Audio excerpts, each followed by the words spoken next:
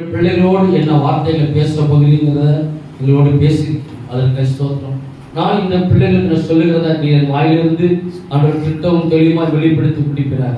ஒரு வார்த்தை கூட ஆண்டவர் என்னுடைய மாம்சத்தினால் வரக்கூடாது, என் சுய சித்தத்தில் வரக்கூடாது. நீர் என்னோட பேசணும், பிள்ளைகள் கேட்கட்டும். இயேசுவின் நாமத்தை ஜெபிக்கிறேன் நல்ல பிதாவே, ஆமென். உட்காரும். யாத்ரா புஸ்தகம் 35வது அதிகாரம் 26வது வசனம். யாத்ராகமம் 35வது அதிகாரம் 26வது வசனம். எந்த ஸ்திரீகளுடைய இருதயம் ஞான எழுப்புதல் அடைந்ததோ அவர்கள் எல்லாரும் வெள்ளாட்டு மயிரை திரித்தார்கள். செய்தியுடைய தலைப்பு, உன் இருதயத்தில் ஞான எழுப்புதல் உண்டாகட்டும். இப்போ நம்ம ஒரு கடைசி ஒரு காலகட்டத்துக்குள்ள நம்ம நெருங்கி கொண்டிருக்கிறோம். கர்த்தரோட வருகைக்காக ஆயத்தப்பட்டு கொண்டிருக்கிறோம். கர்த்தர் வரக்கூடிய நாட்கள் நெருங்கி கொண்டிருக்கிறதுனால பூமியில சில காரியங்கள் நடந்து கொண்டிருக்கிறது. இயற்கையாகவோ செயற்கையாகவோ சில அழிவுகள் நாசமோசங்கள் வந்து கொண்டிருக்கிறது. ஆனா இதுல இன்னைக்கு கடைசி நாட்கள்ல எல்லாம் எதை குறித்து பேசுறாங்க? எழுப்புதல், எழுப்புதல், எழுப்புதல். எங்க பார்த்தாலும் எழுப்புதல், எழுப்புதல். ஜெபம் நடக்குது. 72 மணி நேரம் ஜெபம், 12 மணி நேரம் ஜெபம், 100 மணி நேரம் ஜெபம் சொல்லி எங்க பார்த்தாலும் எழுப்புதல்ங்கிறதால ஒரு பயங்கர காட்சி என்ன செய்யுது இன்னைக்கு வீசி கொண்டிருக்கு. நம்ம இன்னைக்கு எழுப்புதல்னா என்ன, எழுப்புதல் எப்படி இருக்கும், எழுப்புதல் எங்க உண்டாகணும், எழுப்புதல் வந்த பிறகு என்ன நடக்கும், கடைசி கால இந்த கடைசி காலத்துல இப்ப இந்த எழுப்புதலுக்காக ஜெபிக்கிறது சரியா தப்பா காரியத்தை நம்ம நினைச்சுக்கிறோம். ஆண்டவர் கடந்த நாட்கள்ல என்னோட வசனத்தின் மூலம் பேசினத கர்த்தர் நம்மளோட மீண்டும் நிக்கிற பேசுறார், நம்மளோட பேச போறார். மீண்டும் அந்த வசனத்தை வாசிங்க. அந்த ஸ்திரீகளுடைய இருதயம் ஞான எழுப்புதல் அடைந்ததோ அவர்கள் எல்லாரும் வெள்ளாட்டு மயிரை தரித்தார்கள். இப்போ இந்த 25வது வசனத்தை வாசிங்க. ஞான இருதயமுள்ள ஸ்திரீகள் எல்லாரும் உங்கள் கைகளினால் நூற்று இளநூலையும் இரத்தாம்பர நூலையும் சிகப்பு நூலையும் கொண்டு வந்தார்கள். எந்த ஸ்திரீகளுடைய இருதயம் இப்போ ஆசரிப்பு கூடாரம் செய்யறதுக்காக சில உபகரணங்களை செய்யணும். இப்ப இந்த பிள்ளைகள் என்ன செய்யறாங்கன்னா, இந்த 25வது வசனத்தில் சொல்லப்பட்டது போல எல்லா இளநூல், சிகப்பு நூல், பஞ்சு நூல், இப்படி அவங்க யாரா ஞான இருதயம் உடையவர்கள். ஞானம் யாரு? இயேசு. இயேசுக்கு ஒரு பேர் ஞானத்தின் ஆவியானவர். இப்போ அவங்க ஞான இருதயத்தினால அப்ப வேற ஏதோ ஒரு பொருளால அந்த காரியத்தை செய்து கொண்டிருக்கிறாங்க. அவங்களுக்குள்ள ஒரு ஞான இருதயம் உண்டாயிடுச்சு. திடீர்னு ஒரு ஞானம் உண்டாயிடுச்சு. அவங்க என்ன செய்றாங்கன்னா 25 வாசிங்க. ஞான இருதயமுள்ள ஸ்திரீகள் எல்லாரும் தங்கள் கைகளினால் நூற்று தாங்கள் நூற்ற இளநூலையும் இரத்தாம்பர நூலையும் சிகப்பு நூலையும் இதெல்லாம் எங்க கொண்டு வராங்க? ஆசாரிப்பு கூடாரத்துக்காக ஆரோன்ட கொண்டு வராங்க. அதுக்குள்ள 26வது வசனத்தில் சொல்லப்பட்டிருக்கு, அந்த ஸ்திரீகளுக்குள்ள என்ன உண்டாயிட்டா? ஞான எழுப்புதல். அப்ப எழுப்புதல்னா என்ன? எடுத்து வாசிக்கலாம். யாத்ராகமம் 28:3 வேகமா வாசிங்க. ஆரோன் எனக்கு ஆசாரிய ஊழியம் செய்யத்தக்கதாக அவனை பரிசுத்தப்படுத்தும்படி அவனுக்கு யாரா? ஆரோன் எனக்கு ஆசாரிய ஊழியம் செய்யணும். அப்ப ஆசாரிய ஊழியம் செய்யறவங்களுக்கு ஒரு பிரத்யேகமாக அவனுக்கு ஒரு வஸ்திரம் செய்யப்படும், கொடுக்கப்படும். இப்ப ஆரோனுக்காக ஒரு வஸ்திரத்தை நெய்யணும். அப்போ அந்த ஆரோன் அவருக்கு ஆசாரிய ஊழியம் செய்யறதுக்கு ஒரு வஸ்திரத்தை தயார் பண்றதுக்காக நான் ஞானத்தின் ஆவியை, அப்ப யாருக்குள்ள அந்த ஆரோனுடைய வஸ்திரத்தை யார் செய்ய போறாங்களோ அவங்களுக்கு ஏற்கனவே ஒரு ஞானம் இருக்குது. இருக்குது.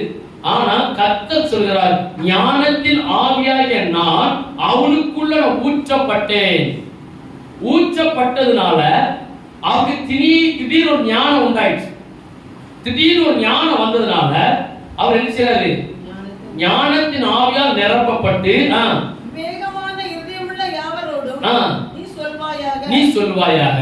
அப்போ எழுப்புதல் நமக்குள்ள ஒரு வர வேண்டுமானால், எழுப்புதல் தேசத்துல வர வேண்டுமானால் முதலாவது என்ன செய்யணும்? நம்மள என்ன செய்யணும்? நமக்குள்ள ஒரு எழுப்புதல் வரணும்.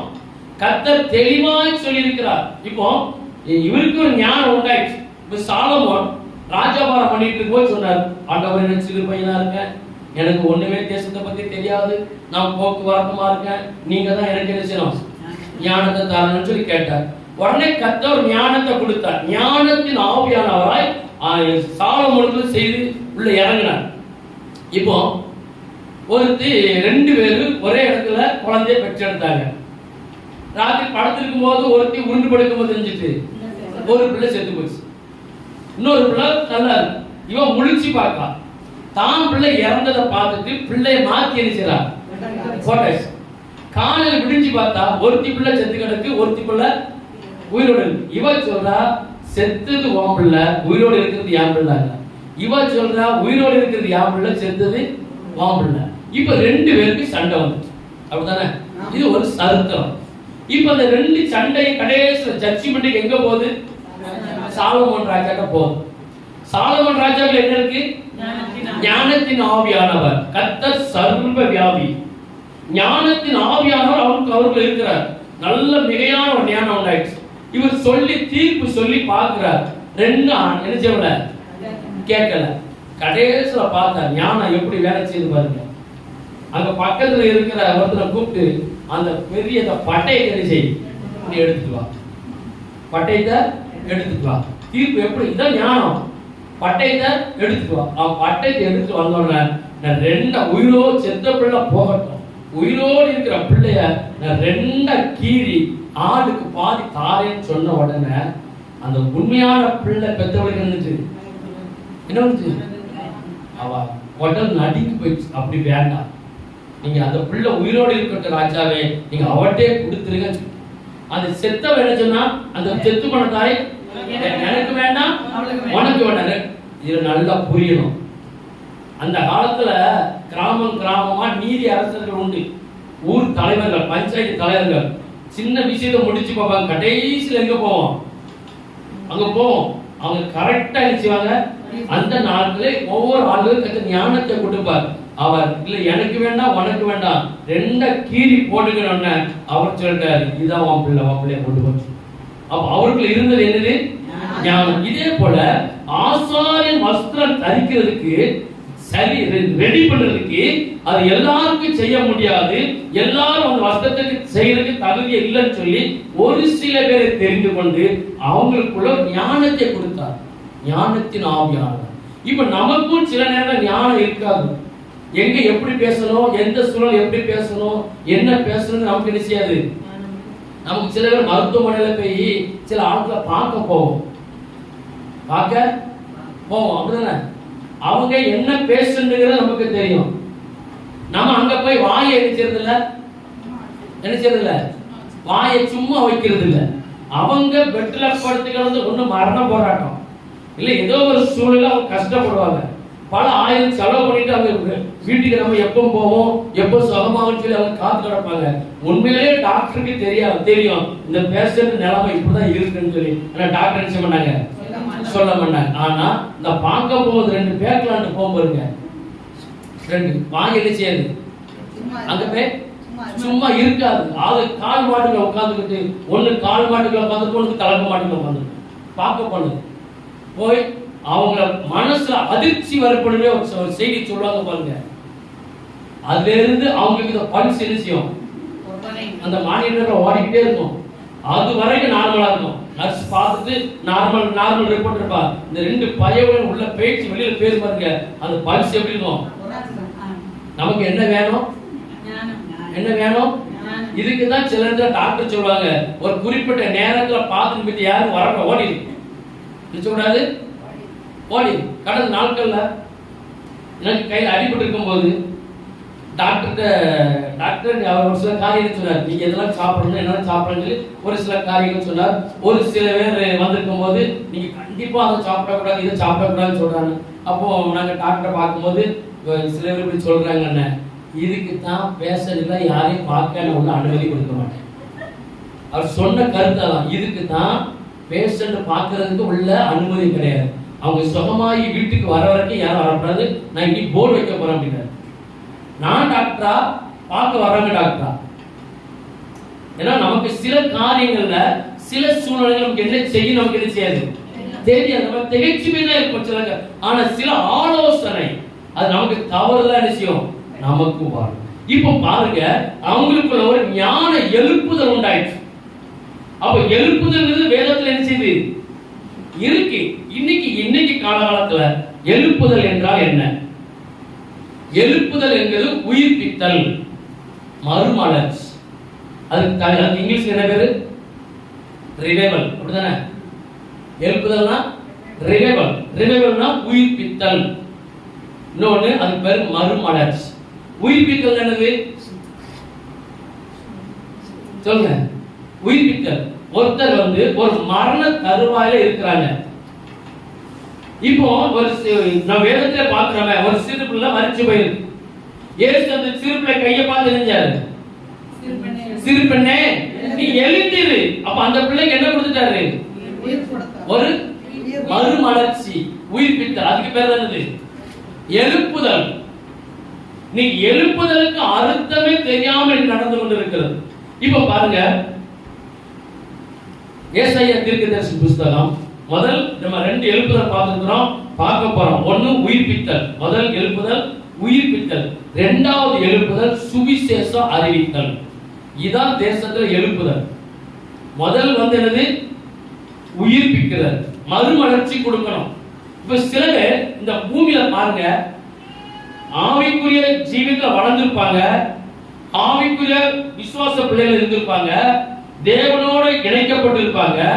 சில காலகட்டங்களில் ஏதோ ஒரு சூழ்நிலைகளை கர்த்தரை விட்டு கொஞ்சம் பின்வாங்கி ஆராதனைக்கு போக மாட்டாங்க, வேதத்தை படிக்க. அவங்க யாரு? கர்த்தருக்குள்ள இருந்தவங்க தான். ஆனா நீங்க அப்படிப்பட்ட ஜனங்கள், எத்தனையோ லட்ச ஜனங்கள் ஒரு சிறு சூழ்நிலை நிமித்தம், ஏதோ சின்ன பாடுகள் நிமித்தம் அவங்க வீடுகளிலே முடங்கி இருப்பாங்க.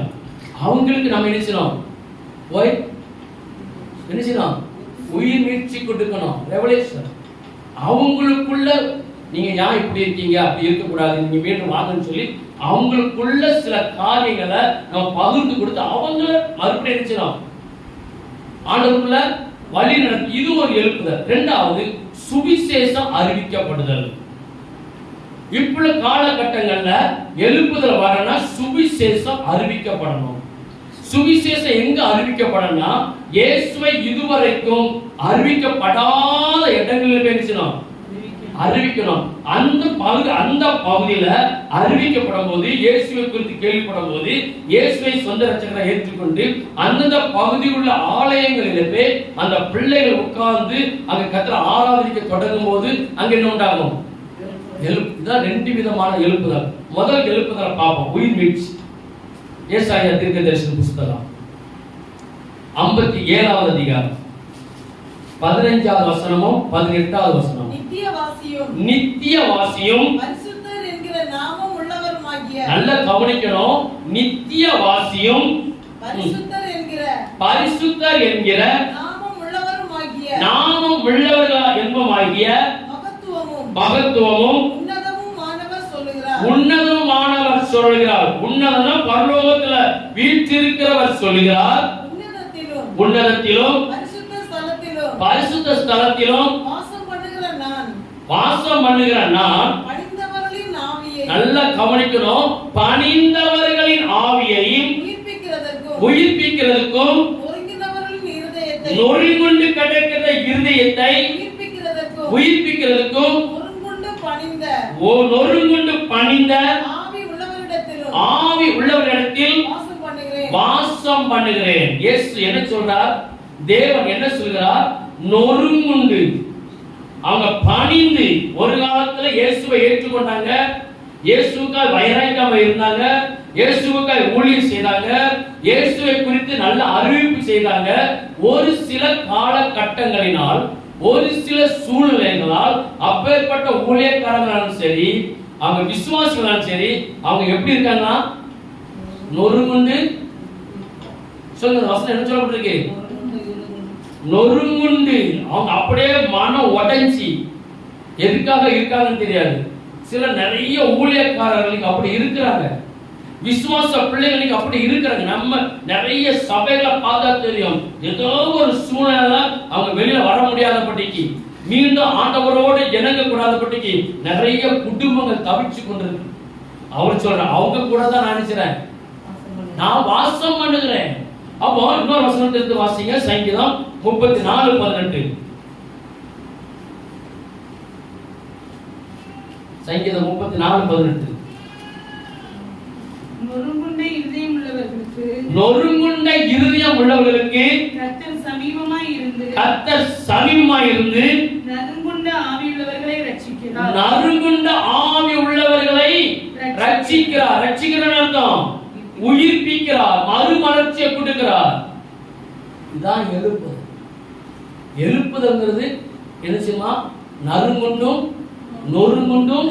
நறுங்குண்டு அப்படி பிசாசு பிடி, சாபக்கட்டு, குடும்பத்துல பிரச்சனைகள், பொருளாதார பிரச்சனைகள், இப்படி நிறைய குடும்பங்கள் இன்னைக்கு சிக்குண்டு விடுவிக்க ஆள் இல்லாதபடிக்கு இன்னைக்கு தவித்து கொண்டிருக்கிறாங்க. அந்த குடும்பத்துக்கு யார் போய் காப்பாற்றுவா? அந்த குடும்பத்தை யார் கட்டுல அழித்து வெளியே கொண்டு வருவா? அதுக்கு இன்னைக்கு என்ன செய்யல? ஆட்கள், சத்தமா சொல்லுங்க, அதுக்கு இன்னைக்கு ஆட்கள் இல்லை. அப்படிப்பட்ட குடும்பத்தை தூக்கி வெளியில கொண்டு வரதுக்கு ஆள் இல்லை, ஊழியக்காரர்கள் இல்லை. இன்னைக்கு அப்படிப்பட்ட செவிக்கிறதுக்கு ஆட்கள் இல்லை. எப்படி தேசத்தில் எழுப்புதல் வரும்? தேசத்தில் எப்படி எழுப்புதல் உண்டாகும்? இப்ப நான் ஒரு குடும்பத்தை பார்த்து, சிஸ்டர் நீங்க தேசத்துக்காக ஜெபம் பண்ணுங்க, தேசத்தில் எழுப்புதல் உண்டாக நான் சொன்னா நீங்க ஜெபம் பண்ணுவீங்களா? உங்க குடும்பம் எப்படி இருக்கு சொல்லுங்க. நம்ம குடும்பம் எப்படி இருக்கு?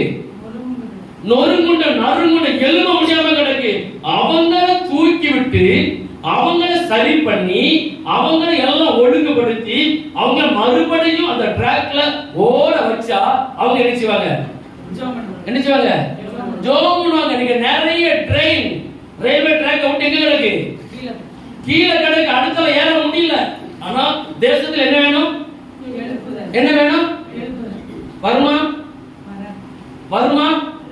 கண்டிப்பா வராது. கண்டிப்பா வராது.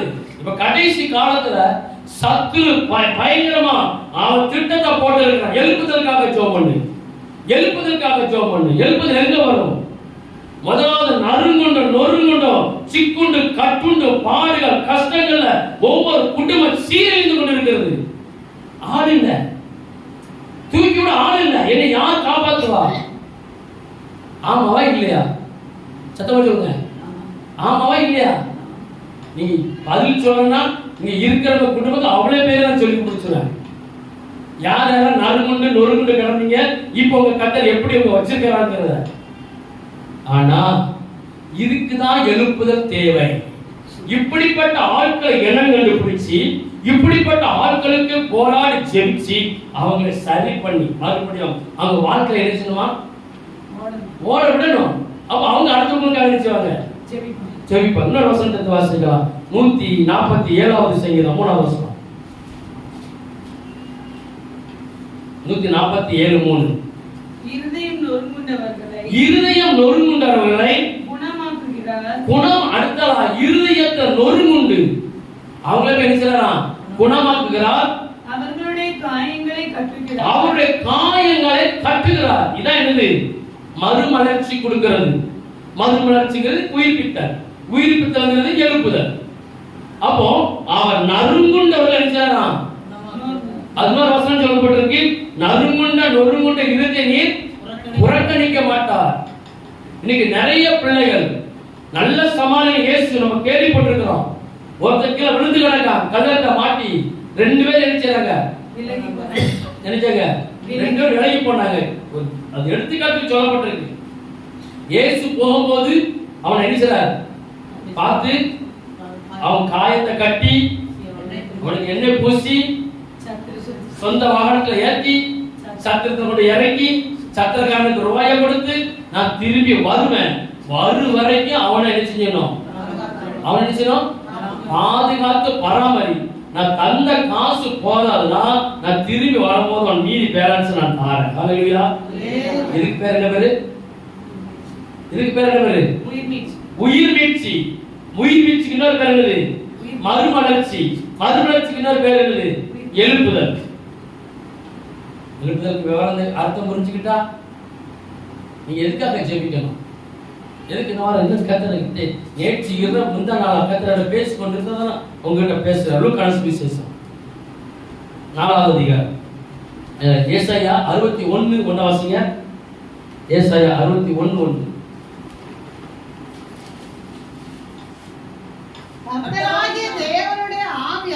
கர்த்தராகிய தேவனுடைய ஆவியானவர் என்மேல் இருக்கிறார்.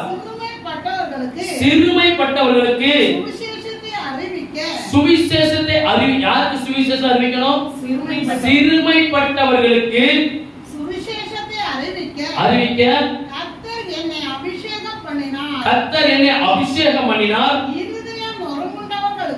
இருதயம் நொறுங்குண்டவர்களுக்கு காயம் கட்டுதலையும் சிறைப்பட்டவர்களுக்கு விடுதலையையும் கட்டுண்டவர்களுக்கு கட்ட அவிழ்த்தலையும் கூறவும்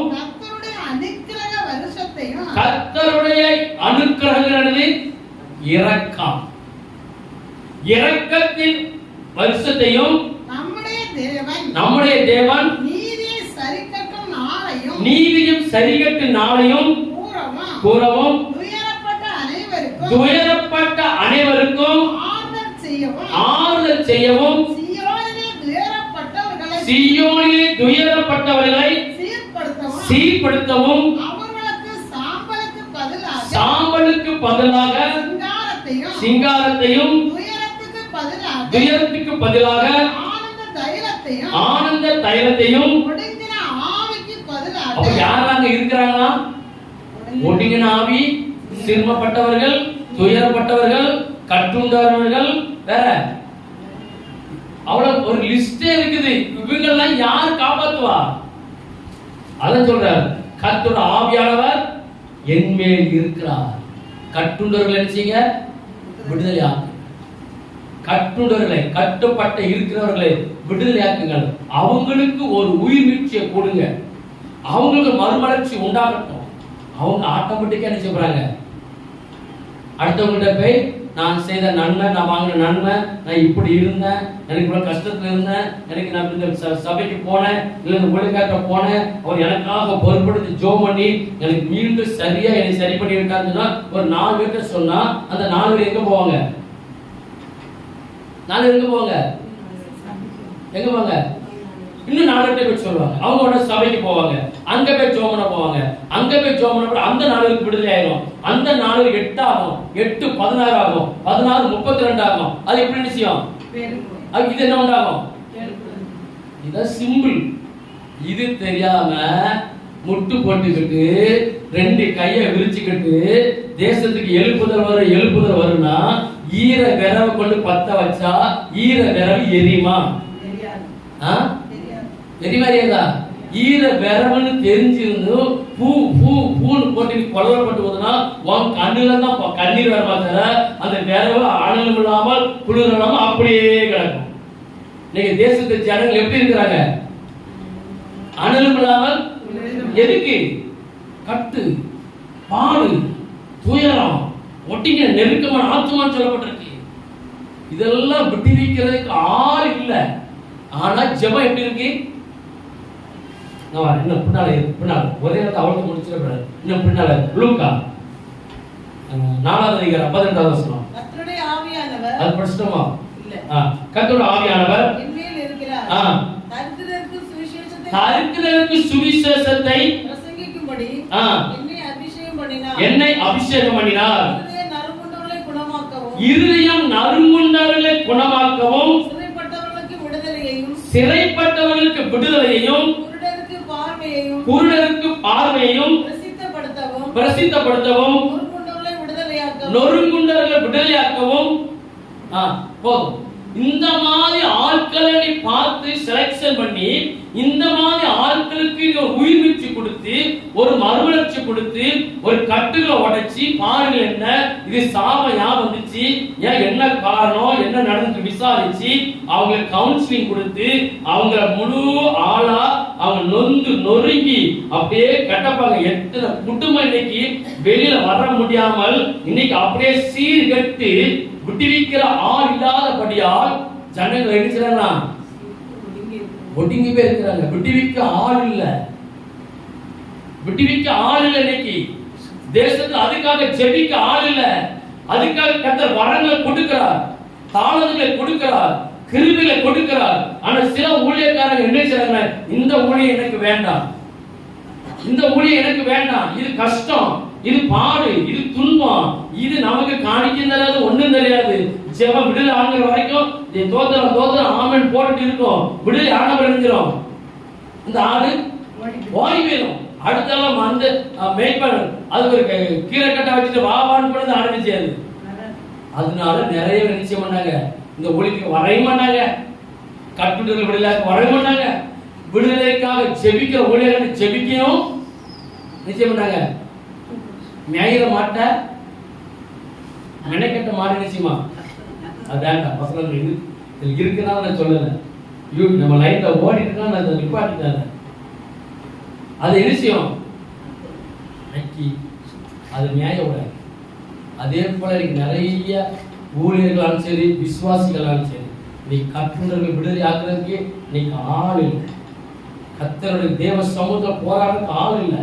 ஆனா இன்னொரு வசனத்திற்கு வாசி, எழுப்புதல் என்கிறதுக்கு ஒரு அர்த்தத்தை நம்ம படிக்கலாம்.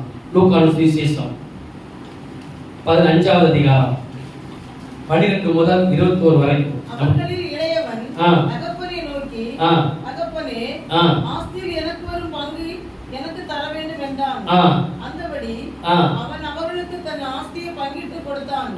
சில நாட்களுக்கு பின்பு இளைய மகன் எல்லாவற்றையும் சேர்த்து கொண்டு, இது எல்லாருக்கும் தெரிஞ்சதான சம்பவம். ஒரு தகப்பனுக்கு 2 குமாரர்.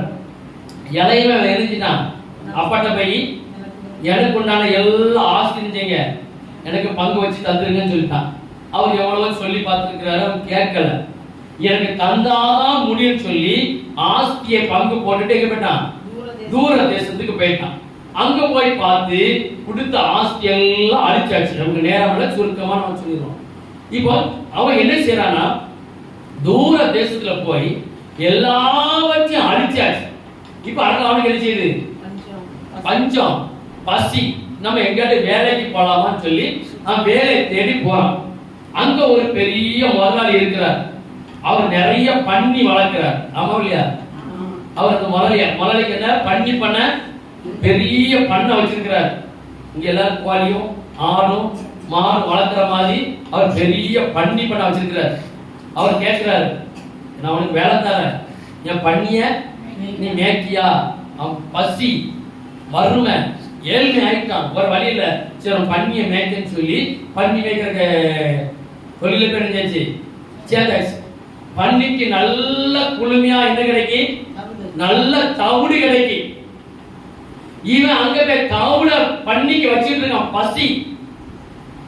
இவன் முதல்ல எங்க இருந்தான், நல்ல பணக்காரன், ஆஸ்தி உள்ளவன். அவன் வீட்டுல வேலைக்காரன் இருக்கான், வேலைக்காரி இருக்கான், எல்லாத்துக்கும் ஆள் இருக்கு. அதெல்லாம் விட்டுட்டு நேர எல்லாவற்றையும் பாகப்பிரிவினை பண்ணி நேர தூர தேசத்துக்கு அழிச்சாச்சு. கையில பைசா இல்ல. இப்ப பண்ணி வைக்கிற இடத்துல போய் சேர்ந்துக்கிறார். அங்க பசி தாங்க முடியாம முதலாளிக்கு தெரியாம அவர் நினைச்சாரு, தவிடு எடுத்து ஒரு வாய் தான் வைக்கப்படாது. அது நினைச்சிட்டாங்க, நினைச்சாங்க தட்டி விட்டுட்டான். தவிடு உனக்கா பண்ணிக்கா, நீ தவிடுக்கு வந்தியா பண்ணி வைக்க வந்தியா? கடைசியில அவனுக்குள்ள ஒரு புத்தி வருது. ஆண்டவர் சொல்றார், நீ வந்து பார், கொஞ்சம் பின்னோக்கி பார், அண்ணன் எப்படி இருக்கான், உங்க அப்பா எப்படி இருக்காங்க, உன் குடும்பம் எப்படி இருக்க பார், கொஞ்சம் யோசித்து பார், நடந்தது யோசித்து பார். இப்ப அங்க என்ன இருக்குன்னு உனக்கு தெரியாது, நீ இருக்கும்போது அங்க என்ன இருக்கு. அவன் சொல்றான், இந்த திரளான வேலைக்காரர்கள் அங்க எப்படி இருக்காங்கன்னு சொல்லி அவனுக்குள்ள அவன் சைலண்ட் ஆயிட்டான். நறுங்குண்டு நொறுங்குண்டு கிடக்கான். அவன் விடுவிக்க ஆள் இல்ல. அவன் என்ன செய்யறது தெரியல. இப்ப பசி வாட்டுது. அப்பதான் அவனுக்குள்ள ஒரு உணர்வு வரும், ஞானம் வரும். ஞானத்தின் ஆவியானவர் உள்ள கிரியை செய்கிறார். அப்பதான் சொல்றான், ஐயோ அங்க எல்லாரும் எப்படி இருக்காங்க, நாங்க என்ன செய்வேன், எங்க அப்பா வீட்டுக்கு நான் போறேன். அப்படிப்பட்டவனை அவன் அங்க இருந்து வந்தான்.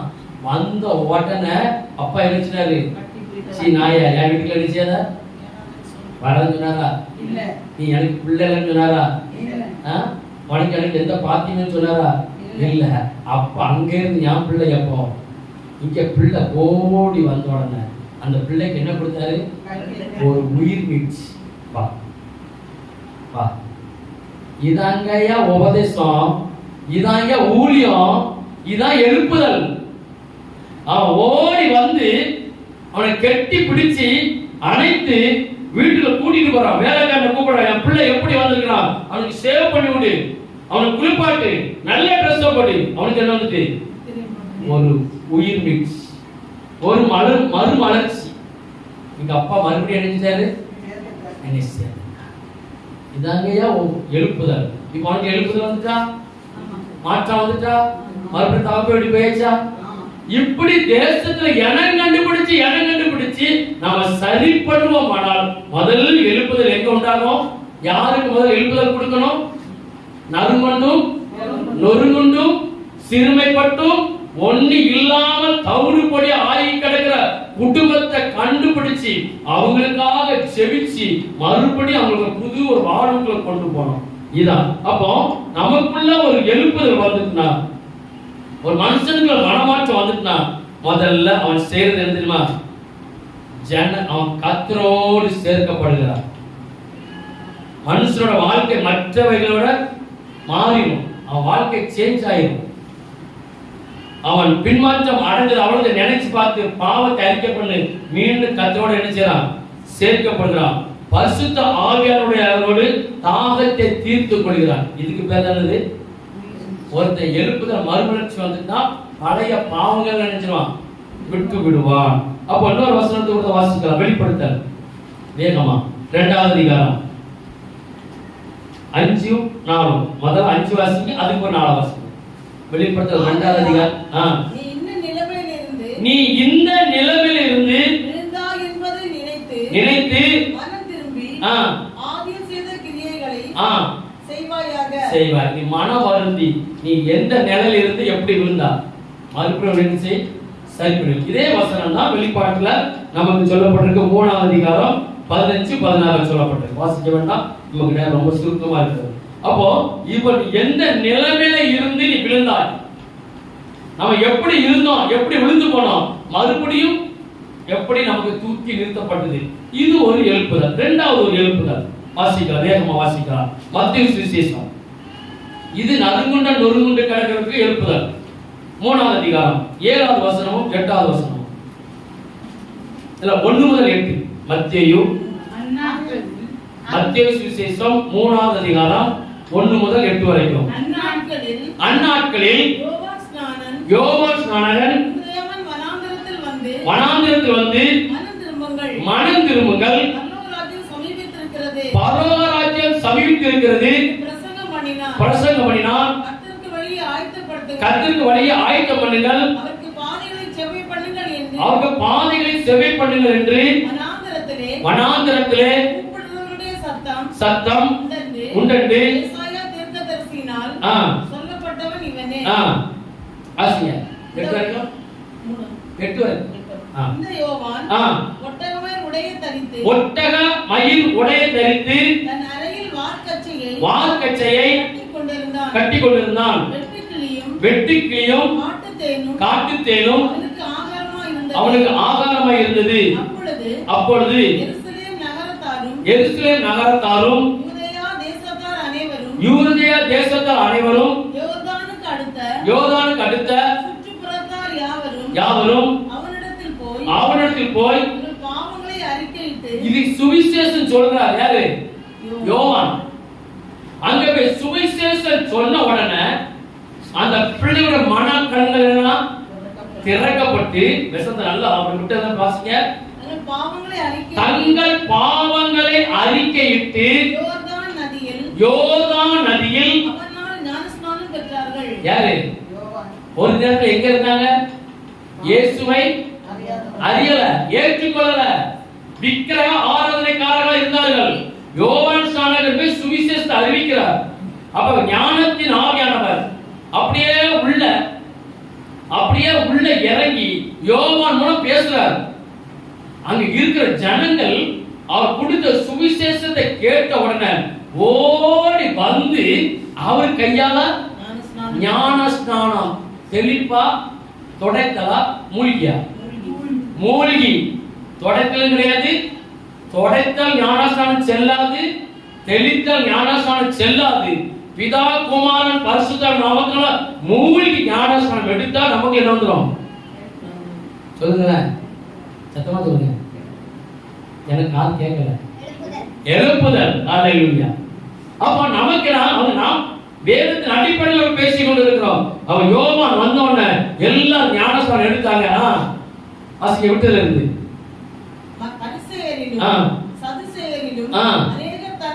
தன்னிடத்தில் வந்து கண்டு அவங்களை பார்த்து ஒரு கேள்வி கேட்கிறார் பாருங்க. விரியன் பாம்பு குட்டிகளே, வரும் கோபத்துக்கு தப்பித்துக் கொள்ள இதாய எழுப்புதல். இதான் இது எழுப்புதல். அவர் சுவிசேஷம் சொன்ன உடனே எல்லாரும் ஓடி வந்து ஞானஸ்நானம் எடுத்துட்டாரு. அவரால் ஆச்சரியம் தாங்க முடியல. என்னடா சாரச்சாரையா இருந்துச்சு. நம்ம வீட்டுல ஒரு சின்ன இனிப்பு துண்டு திடீர்னு ஒரு இடத்துல விழுந்துச்சுன்னா ஒரு 2 நிமிஷத்துல என்ன வரும்? நம்ம நினைச்சு கூட பார்க்க மாட்டோம். ஆனா எறும்பு வந்தது பெருசு இல்ல, அது எப்படி போகும்? அப்படியே ஒரு லைன் பிடிச்சு போகும் பாருங்க. அதுக்கு கர்த்தர் நல்ல ஒரு ஞானத்தை கொடுத்து நல்ல அந்த வாசனை முகத்துக்குள்ள சக்தியை கொடுத்துக்கிறார். ஒரு செகண்ட்ல நினைக்கிறோம். இதே போல ஒரு மெசேஜ் கொடுத்தாரு. எல்லாரும் இறுதி உடைக்கப்பட்டு எல்லாரும் ஓடி வந்து ஞானஸ்நானம் எடுத்தோன்னு கேட்கிறாரு. விரியன் பாம்பு குட்டிகளே, வரும் கோபத்துக்கு தப்பித்துக்கொள்ள வகை காட்டினவங்களுக்கு யார்? அவ்வளவுதான். கேட்ட கேள்விதான். அவங்க எல்லாம் மனம் உடைச்சி நொறுக்கி எல்லாம் ஞானஸ்நானம். இது என்னது? இதுதான் சுவிசேஷம். இந்த சுவிசேஷம் மூலம் அந்த மக்களுக்கு என்ன உண்டாயிட்டு? அது கீழே வசனம் போட்டு வாசிங்க. கனிகளை கொடுங்கள். ஆபிரகாம் எங்களுக்கு தகப்பன் என்று உங்களுக்குள்ளே சொல்லிக் கொள்ள நினையாதிருங்கள். சரி, அப்படி இருக்கட்டும். லூக்கா இதே வசனம் தான். லூக்கா 3வது அதிகாரம் 5வது வசனம் 10வது வசனம் வரைக்கும் இருக்கு. அதுல சொல்லப்பட்டிருக்கு, இனி நாங்க என்ன செய்யணும்? வாசிங்க. மாம்சமான யாவரும் தேவனுடைய ரட்சிப்பை காண்பார்கள் என்றும் வனாந்தரத்திலே கூப்பிடுகிறவருடைய சத்தம் உண்டாகும் என்றும் ஏசாயா தீர்க்கதரிசியின் ஆகமத்தில் எழுதியிருக்கிற பிரகாரம் அவன் யோர்தான் நதியில். அதற்கு ஒரு வசனம் தெளிவா சொல்லப்பட்டிருக்கு. இனி நாங்கள் ஞானஸ்நானம் எடுத்தாச்சு. இப்போ கேட்கறேன், இனி நாங்கள் என்ன செய்யணும் சொல்லுங்க. நீங்க அவர் உடனே சொல்ற மனம் திரும்பல் கேட்க கனிகளை கொடுங்கள். அப்படிதானே? இனி நாங்கள் அவங்களுக்கு என்ன வந்துட்டு? ஒரு மறுமலர்ச்சி உண்டாயிட்டு, ஒரு உயிர் வீழ்ச்சி உண்டாயிட்டு. அப்ப இவ்வளவு நாளும் நம்ம எப்படிதான் வாழ்ந்திருக்கோம்? பாவத்துக்கு மறுத்து நீதிக்கு செத்து போய் வாழ்ந்திருக்கோம். இப்போ யோவான் பண்ண பிரசங்கத்துல ஒரு மகா பெரிய மாற்றம் உண்டாகி எல்லாருக்கும் இனி நாங்க என்ன செய்யணும்? இனி நாங்க என்ன செய்யணும் சொல்லுங்க. நாங்க என்ன செய்யணும்? நீங்க இனி அதுக்கு மேல மனம் திரும்புதல் கேட்ட கனிகளை கொடுங்கள். போதும். ஆபிரகாம் எங்களுக்கு தகப்பன்றார். இதுதான் எழுப்புதல். இன்னொரு எழுப்புதல் இருக்கு. அதை நம்ம பார்த்து முடிச்சிடலாம். எடுத்து வாசிக்க வேண்டாம். பேதுரு பண்ண பிரசங்கத்துல அப்போஸ்தலர் நடவடிக்கைகள் 2வது அதிகாரம் 36 முதல் 42 வரைக்கும் அப்போஸ்தலர் நடவடிக்கைகள் எடுத்து வாசிக்க வேண்டாம், நேரம் சுருக்கமா இருக்குது. 2வது அதிகாரம் 36 முதல் 42 வரைக்கும் பேதுரு பிரசங்கம் பண்றார். ஒரே நேரத்துல 3000 பேர் செஞ்சாங்களாம், ரட்சிக்கப்பட்டார். எங்க வந்துச்சு எழுப்புதல்? அவங்க மனம் உடைஞ்சுது. அவங்க உள்ள உடைஞ்சுது, மனக்கண்கள் திறக்கப்பட்டுச்சு. அவங்க அப்படியே சபையில இது. அப்ப நம்ம எதுக்காக ஜெபிக்கணும்? எதுக்காக நல்லா கவனிக்கணும். அப்ப நம்ம எழுப்புதல் வர நம்ம 2 எழுப்புதல் பார்த்து எழுதலாம். ஒண்ணு நறுமுண்டா நொறுமுண்டா ஆத்மா உயிர்ப்பிச்சு கொடுக்கிற ஒரு எழுப்புதல். 2வது சுவிசேஷம் அறிவிக்கப்படாத இடத்துல சுவிசேஷத்தை அறிவிச்சு அவங்க கிறிஸ்துவுக்கு வழிநடத்தி அவங்க மனமாற்றம் அடையணும். மத மாற்றம் அல்ல, மனமாற்றம் அடைஞ்சாச்சுன்னா அங்க ஆட்டோமேட்டிக்கா வந்துடும் எழுப்புதல். இப்ப பாருங்க, இது அப்ப இதுக்கு நம்ம என்ன செய்யணும்னா தனித்தாள் ஊழியம் பார்க்கணும். தனித்தாள் ஊழியம்னா தனி நபரை சந்திக்கணும். ஒவ்வொரு நபரை சந்தித்து அவங்களுக்கு என்ன பிரச்சனை கேட்டு அவங்களுக்கு சுவிசேஷத்தை சொல்லி அவங்களோட மனசை தேவனோட இணங்க பண்ணணும். இப்போ நமக்கு கொரோனா வந்துச்சு, அப்படிதானே? ஒரு 2-3 வருஷத்துக்கு முன்னாடி நம்ம சுகாதாரத்துறை நம்மளை பார்த்து என்ன சொல்லுச்சு? வெளியில வர சொல்லுங்க. சுகாதாரத்துறை ஒவ்வொரு நபருக்கும் தனி கட்டுப்பாடு போட்டுச்சா இல்லையா? நீங்க தனி நபர், நீங்க ஊசி போட்டுக்கோங்க, நீங்க மாஸ்க் போட்டுக்கோங்க, ஒரு நபர் விட்டு ஒரு நபர் சேருங்க, சேராதங்க. இப்ப ரொம்ப அதிகமா இருக்கு, நீங்க வீட்டை விட்டு சேருங்க, வெளியில வராதீங்க, நல்ல வெந்நிய குடிங்க. நமக்கு நினைச்சாங்க ஒரு ஆளை குறித்து கவர்மெண்ட் எழுதியது சொல்லுங்க. ஒரு நபரை குறித்து ஒரு நபர் செத்து போகிறது, மரணம் ஆகிறது நம்ம கவர்மெண்ட்டுக்கு பிடிக்கல. ஐயோ, நம்ம தமிழ்நாட்டுல இந்தியால ஒரு ஆள் செத்து போயிடக்கூடாதுக்காக முக்கியத்துவம் கொடுத்து ஊசிய போட வச்சாங்க. நீ ஒண்ணு பாதுகாத்துக்கோ, வீட்டு விட்டு வெளியே வந்துடாத, நீ மாஸ்க போட்டுக்க, நீ கையை நல்லா நினைச்சு கழுகு. எனக்கு தெரிஞ்ச ஒரு ஆள் உண்டு, இந்த கொரோனா நேரத்துல எனக்கு ஒரு காரியம், அவர் ஒரு பழம் வாங்கினாருன்னா பழத்துலதான் என்ன போட்டாரு? சானிடைசர் போட்ட பழத்தையே குடிச்சாரு. பயம் நடந்த சம்பவம். நான் ஆளு சொல்ல நான் நடந்தது. பழத்தை வாங்கி பழத்தை சானிடைசர் தடவி அதுக்கு ஒரு குடிச்சாரு. ஒரு பழத்துல இருந்தா நம்ம செத்துக்கிறோமோ, பழத்துல இருந்து நம்ம கையில ஒட்டிட்டா நம்ம அப்ப நம்ம உயிருக்கு நினைச்சது ஒரு உயிர் ஆத்மா பெயரக்கூடாதுக்காக நம்ம கவர்மெண்ட் மருத்துவத்துறையில லீவு கொடுக்காம கஷ்டப்படுத்தினாங்களா? ராமம் பகலும் டூட்டி போட்டாங்க. எதுக்கு? ஒரு ஆத்மா, ஒரு ஆளு அனுசரிச்சு கூடாது, செத்து போயிடும். அது போலீஸ் அடுத்த டிபார்ட்மெண்ட் என்னது? போலீஸ் நம்ம வெளியில நினைச்சது விட்டாது. நீ உள்ள போ, எங்க போற, ஏதுக்கு போற, உன் லைசன்ஸ் காமி, வச்சிருக்கியா? அந்த டிபார்ட்மெண்ட் எதுக்கு நம்மள ஒரு நெருக்கடி கொடுத்தாங்கன்னா நம்ம நல்லா. இதே போல தனித்தால் ஊழியம் பார்க்கணும்.